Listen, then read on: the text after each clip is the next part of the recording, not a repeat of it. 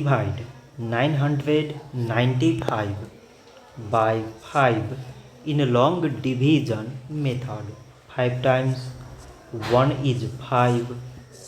On subtracting we get 4. So now we put down this 9 and it is 49.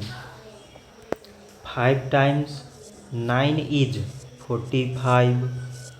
On subtracting we get 4. So again we put down this 5 and it is 45. So 5 times 9 is 45. On subtracting we get 0. So 995 divided by 5 is 199. So this much for today and thanks for watching.